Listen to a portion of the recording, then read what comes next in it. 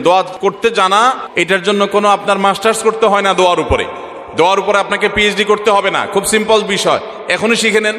দোয়ার জন্য আদব হলো যে আপনি আল্লাহর কাছে দোয়া করতে গিয়ে প্রথমে আল্লাহর প্রশংসা করবেন। আল্লাহ, আপনার অনেক নিয়ামত আমি ভোগ করছি, আপনি আমাকে অনেক নিয়ামত দিয়েছেন। স্বীকৃতি দেওয়া যে আল্লাহ আমি সুস্থ, অনেকে সুস্থ না। আল্লাহ আমি পঙ্গু না, অনেকে পঙ্গু। আল্লাহ আমাকে আপনি কত কিছু দিয়েছেন যেটা অনেককে দেন নাই। আমার চোখ দুটো ভালো, আমার অনেক নিয়ামত আমি আপনার ভোগ করছি। আল্লাহ, আমি আপনার নিয়ামতের শুকরিয়া আদায় করছি, স্বীকৃতি দিচ্ছি, কৃতজ্ঞতা আদায় করছি। হে আল্লাহ, আপনার রাসূলের প্রতি আপনি রহমত নাজিল করেন। আপনি যদি লম্বা চড়া বিস্তারিত না বলতে পারেন, আপনি সূরা ফাতিহাটা পড়েন, আলহামদুলিল্লাহ রাব্বিল আলামিন, আল্লাহর প্রশংসা সেখানে হয়ে গেছে, আলহামদুলিল্লাহ রাব্বিল আলামিন পড়েন, দুরূদ শরীফ পড়েন, বাস। এরপরে আপনি এবার বলেন, আল্লাহ আপনি আমাকে মাফ করে দেন। আল্লাহ আমার বাবা চলে গেছেন, তাকে মাফ করে দেন। আল্লাহ আমার মা দুনিয়া থেকে চলে গেছেন, তাকে মাফ করে দেন। ভাইরা আমার, আসল কথা হলো আমরা সেই ব্যথাটাই অনুভব করি না। আপনার মৃত আত্মীয় স্বজনের জন্য যদি আপনার সেই ফিলিংস কাজ করতো তো চোখের পানি ফেল করে আসতো। আপনি যদি আল্লাহর কাছে কোনো কিছু মায়ের পেঁচ দিয়া, অর্থাৎ সুন্দর করে সাজায়া গোছায়া বলতে নাও পারেন, আপনি নিশ্চিত থাকেন শুধু চোখের পানিটা যদি আপনি ফেলেন, চোখের পানিও আসে না, শুধু কান্নার ভান করে আপনি যদি আল্লাহর দিকে হাত তুলে আপনি যদি সময় কাটান এবং কিছু বলার চেষ্টা করেন, আল্লাহ রাব্বুল আলামিন আপনার দিলের ভাষাও পড়তে পারেন। আল্লাহ তাআলা আলিমুম বিযাতিস সুদূর, তিনি বান্দার মনের খবর কি সেটাও জানেন। আল্লাহর কাছে গোপন বলতে কোনো কিছু।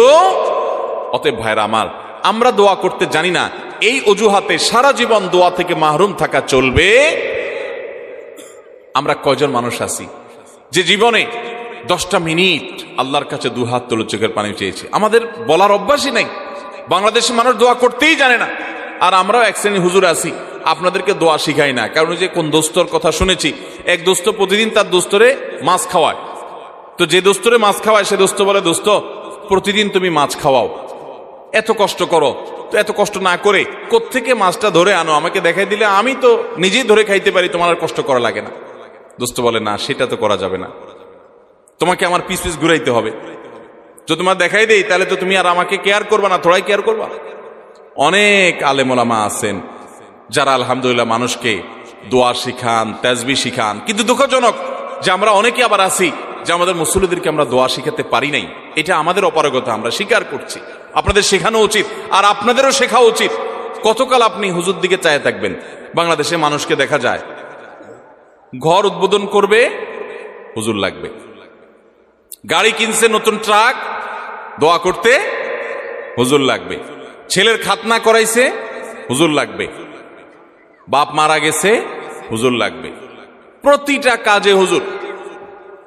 আমি একবার এক থানার ওসি সাহেবকে বললাম, উনি আমার অফিসে আসছিলেন, আমার থানার ওসি, কথাবার্তা হচ্ছিল। একটা পর্যায়ে কি একটা প্রসঙ্গে আসছে, আর বললাম যে ওসি সাহেব, একটা বাড়ি থেকে আপনাদের অসৎ অফিসাররা যারা টাকা খায়, কয়বার খাইতে পারে? যদি ভায়োলেশন করে, একবার ঘুষ দিলে আপনারা খুশি হয়ে যান, ঠিক আছে ভাই একবার দিছো, এবার তুমি করো, আমি দেখতেছি। যারা অসৎ তারা করে, সবাই না। কিন্তু একজন মানুষ যখন বাড়ি করে, তখন কিন্তু এই দোয়ার যে আনুষ্ঠানিকতা আছে, এই আনুষ্ঠানিকতার মাধ্যমে